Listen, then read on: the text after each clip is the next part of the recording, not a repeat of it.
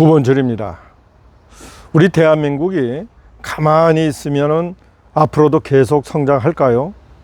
정치권은 지들 주머니 채우느라고 정신없이 저렇게 정치 싸움에만 몰입하고 있고, 이 산업계, 특별히 제조업계가 필요로 하는 여러 가지 문제점들을 해결해 주는 그런 차원의 시간과 노력을 하지 아니하고 그저 바라만 보고, 심지어는 기업이 이 사회에 끼치는 영향을 과소평가하고 반기업 정서로 재미를 보는 정치인들이 존재하는 이 대한민국이 과연 성장할 수 있을까요?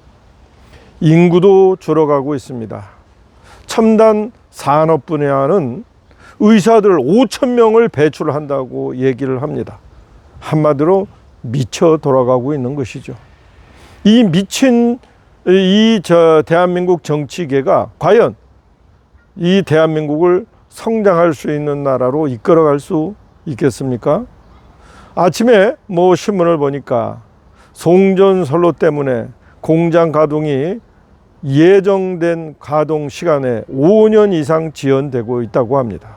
자, 그렇다면 앞으로 5년 뒤에는 가능할까요? 불가능합니다. 예로 평택에 반도체 파운드리 공장이 아마 1라인 정도 섰어요. 그런데 여기에 필요한 전기가 있습니다. 물론 삼성전자가 그 지역에 가스 발전소를 지어서 운영할 수도 있습니다. 그런데 가스 발전소의 발전 단가가 250원 정도 됩니다. 킬로와트당. 그런데 지금 기업들은 대략 130원 정도의 공급을 받습니다.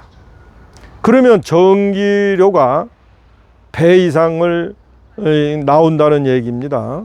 만일에 가스 발전을 사용한다면 불가능한 일이죠. 이 반도체를 돌려서 또 그와 관련되어 있는 산업에서 나오는 영업이익률이 전기세, 전기료를 2배 이상 내고 남는 것이 없을 정도입니다.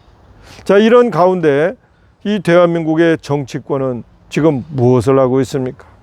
서로 죽고 죽이지 않으려고, 또 어떤 사람은 죽이려고 하고, 또는 죽지 않으려고 노력하는 그런 모습밖에 더 보입니까?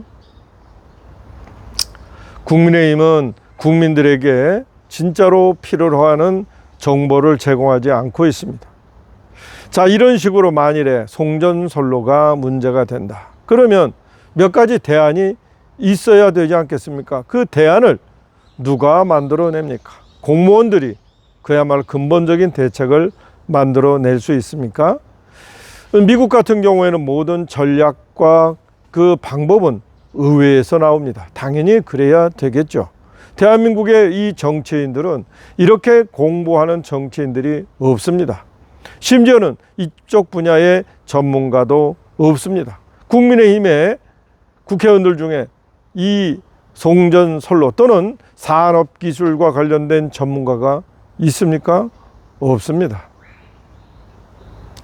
자, 송전선로 문제는요, 단순히 기업들이 전기가 부족해서 공장 가동을 못한다 정도가 아닙니다. 대한민국의 발전에 저해가 되는 근본 요소가 과연 무엇인지를 우리가 지금 적나라하게 보여주는 것입니다. 또 하나, 기업의 친기업 정서가 아니라 반기업 정서인 이 대한민국에서 일어나는 자연스러운 현상이라고 봅니다. 민주당이 192석을 차지하고 있습니다. 사실상 의회 권력은 민주당이 가지고 있습니다. 물론 국민의힘에서 여러 가지 국가 정책이나 제도 관련된 제안을 만들 수도 있습니다. 그러나 이미 다수당을 가지고 있는 민주당에서 이 문제에 대하여 깊이 생각하고 전술과 전략, 그리고 국가 제도 개혁의 방향성만 제시를 해 주더라도 국민들은 그것을 기억할 것입니다. 그런데 민주당의 그 누구도 이러한 국가 문제에 대하여 말하고 있지 않습니다. 심지어는 태양광 시설을 더 확대해야 한다고 얘기합니다. 지금 송배전 시설에서 더 문제가 되는 것이 바로 이 태양광 시설 때문 문제 아니겠습니까? 전국에 산재한 이 태양광 이 시설에서 나오는 전기를 모으기 위하여 또는 전송하기 위하여 기존의 원자력이다 또는 가스다 석탄발전소에서 나오는, 그래서 그 전기를 전송하는 전송로에 3배 이상 비용이 소요된다고 하는 이 사실만 보더라도 이 대한민국은 태양광 전기가 대안이 될 수 없음에도 불구하고 아직도 민주당은 태양광 시설에 눈독을 들이고 있습니다. 대한민국은 이미 태양광 시설을 설치할 만한 평지도 없습니다. 설치할 대로 다 설치했습니다. 대한민국의 이 평지 기준으로 태양광 밀집도는 세계 최고입니다. 이런 가운데 태양광 시설을 확대하려면 산을 깎아야 되고 바다를 메워서 거기에 태양광 시설을 해야 할 곳도 없습니다. 이런 가운데 대한민국의 태양광 시설을 더 확대하자고 얘기하는 것조차도 반국가적이요, 반기업적이요, 반산업적입니다. 반성장적이라고 얘기할 수 있습니다. 국민의힘과 민주당이 이끄는 이 대한민국 정말로 성장할 수 있겠습니까? 여러분, 전력 문제뿐만 아닙니다. 어느 순간인가 대한민국은요, 성장의 고동소리가 멎은지 오래됩니다. 대한민국 어느 기업이 세계 최고의 기술 개발을 통하여 새로운 성장 동력을 만들어내는 모습을 보여준 적이 있습니까? 심지어는 최근에 이 재벌들, 대기업들이 2세, 3세 또는 4세로 권력의 승계가 진행되면서 창업 정신을 상실한 지 오래됩니다. 대기업치고 중소기업이나 창업가들의 좋은 아이디어를 가져다가 새로운 거대한 기업으로, 거대한 산업으로 키우는 것조차도 하지 않는 이 우리나라 대기업의 창업 정신을 우리가 어떻게 되살려야 할까요? 대한민국 정치는 대한민국 산업을 죽이는 노릇을 하고 있습니다. 국민의힘에 우리가 희망을 걸어야 되겠습니까? 민주당은 이미 희망을 잃은 지 오래됩니다. 그런 정치인들이 모여 있고 192석이나 돼도 제 노릇을 못하는 저 민주당에 대한민국의 미래를 걸 수 있겠습니까? 또 하나, 민주당 저름에도 불구하고 192석의 만큼 의석을 내줄 정도로 무기력하게 끝난 이번 총선을 통하여 국민의힘이라고 하는 저 대한민국을 이끌 저 존재가 그야말로 미약하다, 의미 없는 존재라는 건 이미 평가된 것처럼 대한민국에는 이제 새로운 대안이 나와야 되지 않겠습니까?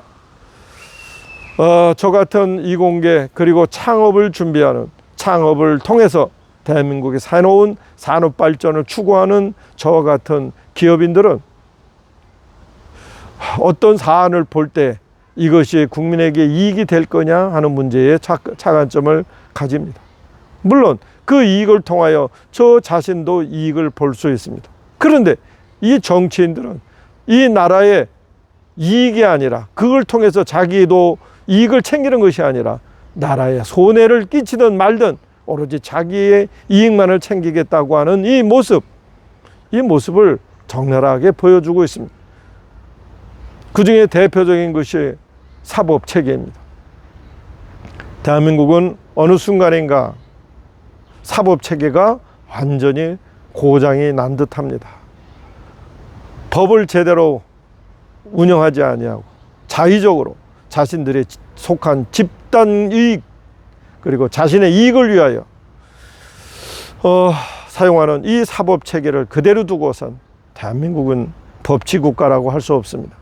또 하나, 지금 대한민국 대학 입학 차원에서 수시제도라는 게 있습니다. 수시입학제도라는 게 있습니다. 이거 보니까 조국의 자녀, 이재명의 자녀, 또 한 사람의 자녀들, 이 사람이 전부 무슨 고대 생물학과인가 여기에 입학했답니다. 그때 입학사정관이 자기들 끼리끼리인 장하성 교수라나 자, 이런 식으로 대한민국의 교육 체계도 자기들 입맛대로 운영하는 이러한 자들이 이 정치계에 주름 잡고 있는 한 대한민국의 발전은 기대할 수 없습니다. 대한민국의 운명이 어찌 될지 정말로 걱정이 큽니다. 우리가 희망을 가지려면 정말로 양심적이고 능력 있는 사람들이 이 사회를 어쨌든 이끌어가야 되지 않겠습니까? 일반 국민들만의 힘으로 과연 이 나라가 제대로 굴러갈 수 있겠습니까? 이번에 보듯이 대통령 한 사람이 이 나라를 얼마나 쉽게, 아주 손쉽게 망가뜨리는 걸 지금 보고 있습니다. 문재인 대통령도 그랬고, 박근혜 대통령도 그랬고, 이번에 윤석열 대통령도 말 한마디로 대한민국에 그대로 이어갈 수 있는 좋은 체계를 망가뜨리고 있습니다. 다음에 누가 되든 지금 나와 있는 정치 지도자들, 후보들 중에 과연 이 대한민국을 긍정적으로 또는 희망차게 이끌어갈 그런 후보자가 있습니까? 걱정이 큽니다. 우리 걱정할 뿐만 아니라 우리가 힘을 다시 모아야 될 것 같습니다. 구본철이가 그런 기회가 되는 한 제가 할 수 있는 모든 일을 할 것입니다. 오늘은 여기까지 하겠습니다.